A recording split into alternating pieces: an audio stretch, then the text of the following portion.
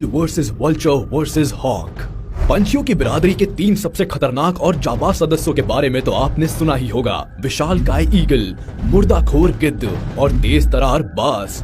आसमान में उड़ती मौत का दूसरा नाम ही है ईगल, बाज और गिद्ध।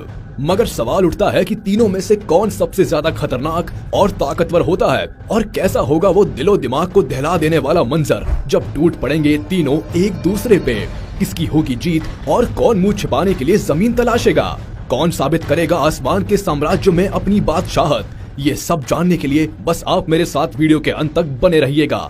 इससे पहले कि हम तीनों के बीच होने वाली लड़ाई में किसकी जीत होगी इस पर बात करें, हमें इनके बारे में थोड़ा डिटेल में समझने की जरूरत है। हम सबसे पहले बात करते हैं ईगल के बारे में। ईगल, आप इसके विशालकाय शरीर और बड़े बड़े पंखों को देखकर अंदाजा लगा ही सकते हैं कि इस पंछी के मुकाबले का शिकारी कोई दूसरा हो ही नहीं सकता।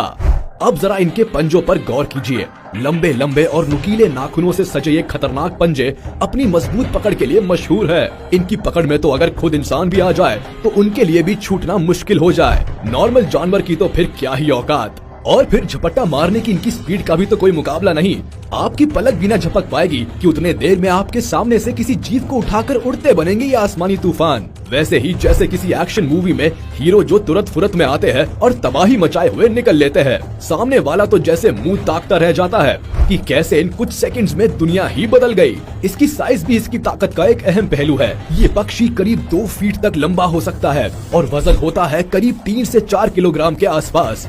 बड़े मगर हल्के होने की वजह से ही इनकी स्पीड बड़ी तूफानी होती है। और सबसे बड़ी बात तो ये जो आपको चौंकाने पर मजबूर कर देगी कि ईगल अपने वजन से करीब 1.5 गुना ज्यादा यानी करीब 6 किलो के आसपास का वजन आसानी से उठाकर उड़ सकता है।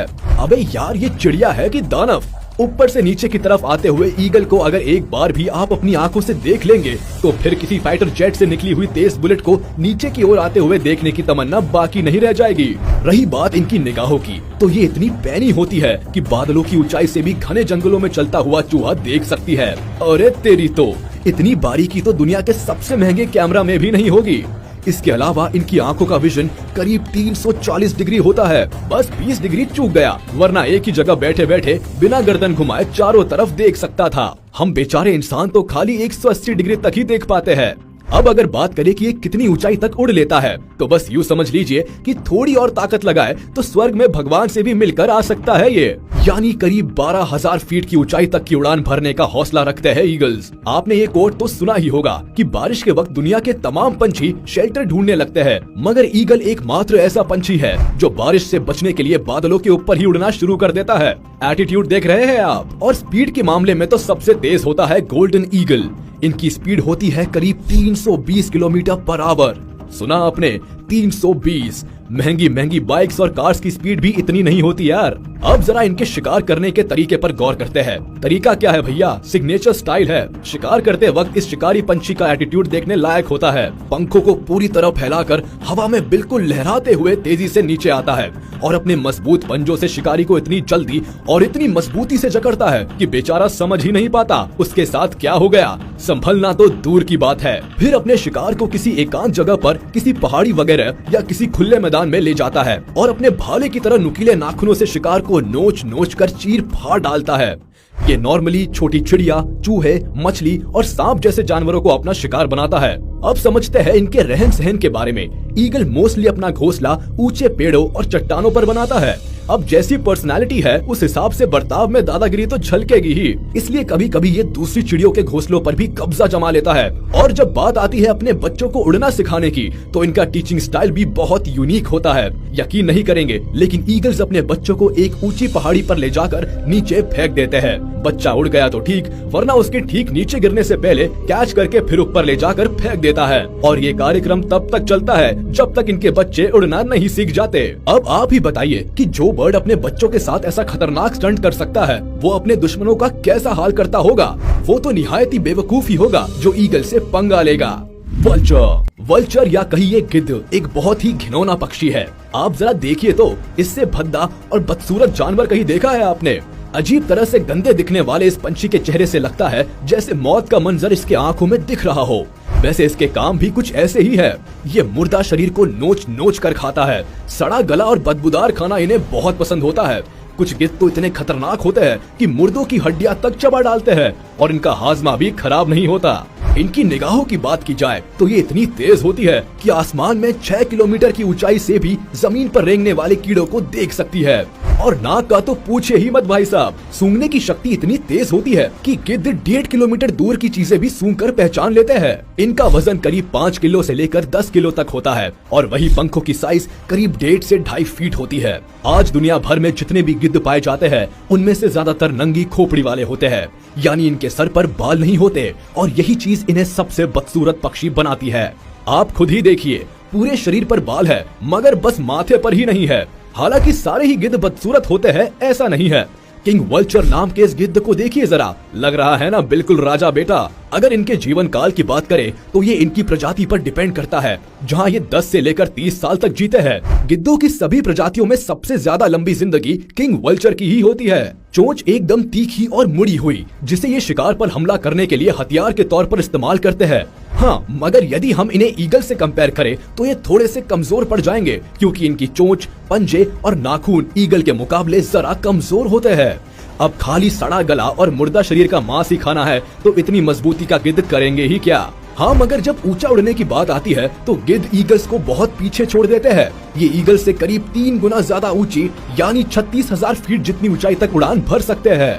अरे इतनी ऊंचाई पर तो ऑक्सीजन की भी सांस फूलने लगती है। गिद्ध भाई साहब, आप इतनी ऊंचाई पर जाकर करते क्या है? अगर स्पीड की बात की जाए तो ईगल के मुकाबले गिद्ध भाई साहब बहुत पीछे है। इनकी औसतन स्पीड होती है करीब 60 किलोमीटर पर आवर। हाँ, मगर ये पक्षी लंबे समय तक उड़ान भर सकते हैं और इसलिए भोजन की तलाश में लंबे लंबे सफर तय करने में भी नहीं कतराते।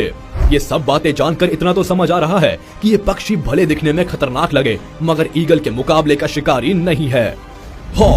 हॉक यानी बाज, ये पंछी दुनिया के सारे पंछियों में सबसे ज्यादा स्टाइलिश होता है, मगर इसे सिर्फ चॉकलेटी हीरो समझने की भूल मत कर लेना। ये सबसे खूंखार शिकारी भी होते हैं, यानी जनाब एक्शन हीरो भी है।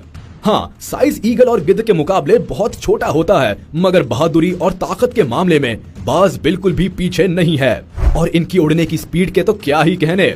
इनके पंखों की डिजाइन ऐसी होती है जो इन्हें सीधा और बहुत देर तक उड़ने में मदद करती है। इनकी स्पीड होती है 350 किलोमीटर पर आवर। सरकार, आपने तो ईगल को भी पीछे छोड़ दिया। अब साइज में छोटे होते हैं तो ऑब्वियसली वजन भी कम ही होगा। ये नॉर्मली 3 किलो के आसपास होते हैं। अगर विंग स्पैन की बात करें तो इनके पंख 8 फीट तक लंबे फैल सकते हैं, यानी शरीर तो छोटा है पर पंख बहुत बड़े बड़े लेके घूम रहे हैं भाई साहब। और इसलिए अपनी पूंछ और पंखों के बल पर ये 8 से 10 घंटों तक लगातार उड़ते ही रहते हैं।